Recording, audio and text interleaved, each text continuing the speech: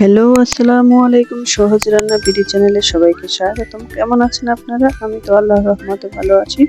আজকের একটি মিষ্টি ডেজার্ট নিয়ে আসলাম, সেটা হচ্ছে গাজরের লাড্ডু। তো প্রথমে আমি হাফ কেজির মতো গাজর নিয়েছি এখানে, আর হাফ কেজির একটু বেশি আর কি।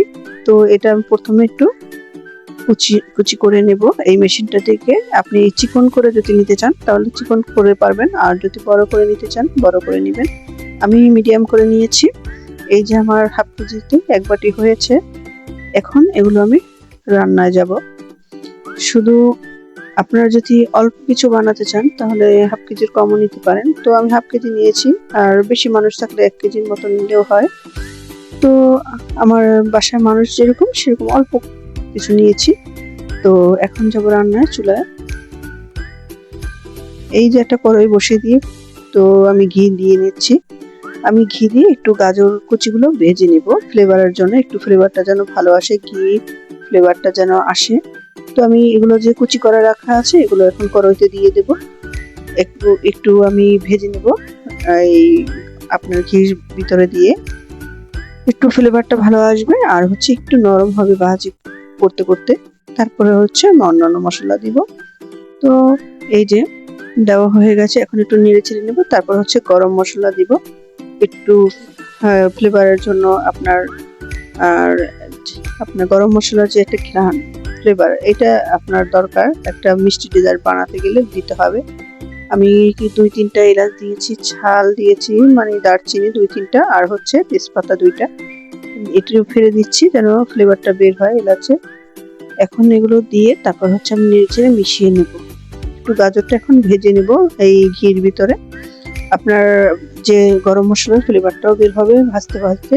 ঘি এবং হচ্ছে গরম মশলা 2টা ফ্লেভারই মিক্সড হয়ে একটা সুন্দর ঘ্রাণ বের হবে।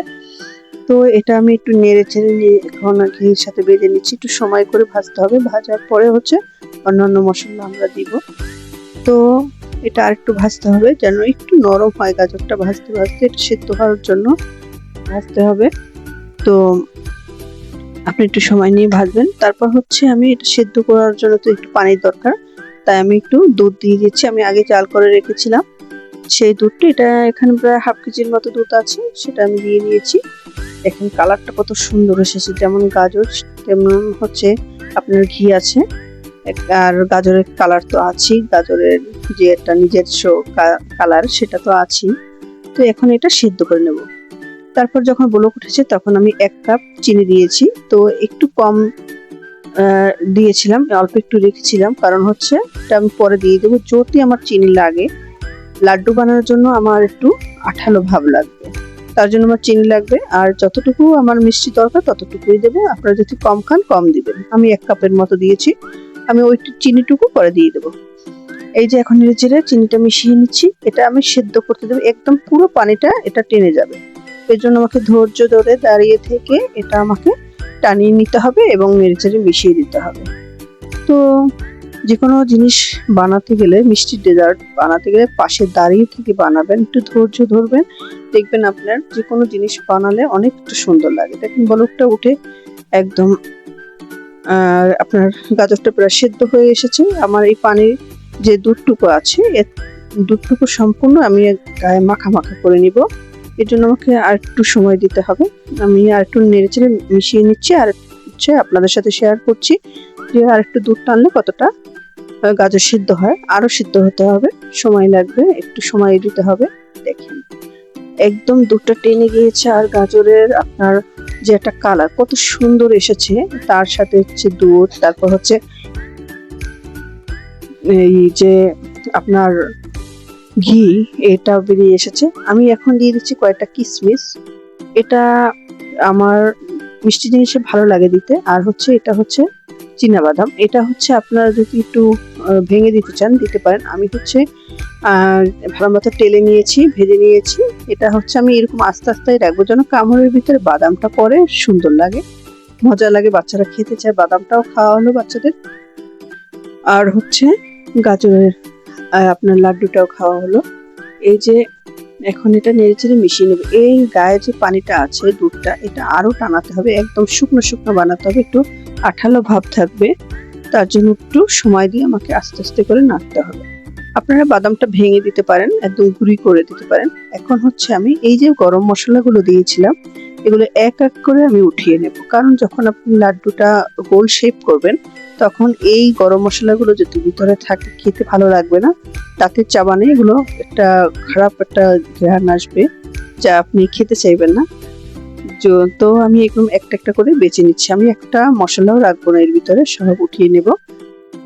তারপর হচ্ছে আমি এখন নেড়েছে আর একটু মিশিয়ে নেবো। আর হচ্ছে শেষে একদম আমি একটু গুঁড়ো দুধ দিয়ে দিচ্ছি আর একটু ভালো লাগার জন্য। এটা আপনার যত ভালো লাগে দিবেন, যতটা বেশি দুধ দেওয়া যায় মিষ্টি জিনিসের ততটাই স্বাদ। এটা আপনারা জানেন যে একটু শুকনো শুকনো হবে আর এটা হচ্ছে খেতে ভালো লাগবে। গুঁড়ো দুধ এমনি মানুষ বাচ্চারা খালি খায়, তার চেয়ে যদি আপনি লাড্ডুর সাথে একটু দুধটা মিশানো থাকে, বাচ্চাদের লাড্ডুটাও খাওয়া হবে এবং দুধটাও খাওয়া হবে। আর বাদামগুলো দাঁতের চাবানে পড়বে, বাচ্চারা অনেক মজা করে খাবে। তো এই দেখেন একদম শুকনো শুকনো হয়ে আসছে, আমি এখন এরকম আর একটু শুকনো করে ভেজে নেব। তো এই যে ধৈর্য ধরে আমি আধা ঘন্টা বসে এগুলো বানিয়েছি, তো আপনারা একটু ধৈর্য ধরবেন আর শেষের দিকে একটু ঘি দিয়ে দিবেন, ফ্লেভারটা ভালো আসবে। আর ঘি যদি আপনারা আরো দিতে চান দিতে পারেন, তো আমি প্রথমে তো দিয়েছিলাম আর এখন হচ্ছে আরেক চামচ দিয়ে দিলাম। এখন আমি আর একটু নেড়েছি, দেখেন এটা ঠান্ডা করে নিয়েছি ফ্যানের নিচে দিয়ে। তারপর হচ্ছে আমি গোল গোল শেপ দিয়েছি, আমি 2 হাত লাগাইনি, আমি 1 হাত দিয়ে শেপ দিয়েছি। 2 হাত দিলে হয়তো শেপটা আর একটু ভালো হতো, তো আমি 1 হাত দিয়ে বানিয়েছি। বাম হাত যতটা না লাগানোই যায়, আমি 1 হাত দিয়ে সবসময় করি। আমি নারিকেলে নাড়ু বানালে ওই 1 হাত দিয়েই করি, গোল শেপ খুব কম দিই। তো এই যে আমার এই গাজরের লাড্ডু কেমন হয়েছে, যদি আপনাদের ভিডিওটা ভালো লেগে থাকে লাইক কমেন্ট শেয়ার করবেন এবং সাবস্ক্রাইব করে যাবেন, নতুনদের পাশে থাকবেন। ভালো থাকবেন, সুস্থ থাকবেন, সুন্দর থাকবেন। আল্লাহ হাফিজ।